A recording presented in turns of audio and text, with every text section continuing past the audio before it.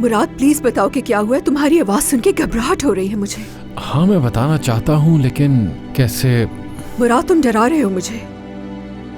मुराद बताओ ना क्या हुआ है। अरे कैसे बताऊँ उसको मैं ये बात। हुमैरा, फरहद अब हम में नहीं रहा। हुमैरा, ये क्या कह रहे हो फरहद? अम्मी क्या हुआ फरहद को? आखिर हुआ क्या है? फरहद को क्या हुआ है? आप मुझे बता क्यों नहीं रही? क्या हुआ है उसे?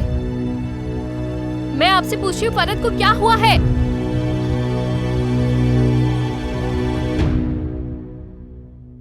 हॉस्पिटल में है फरहद।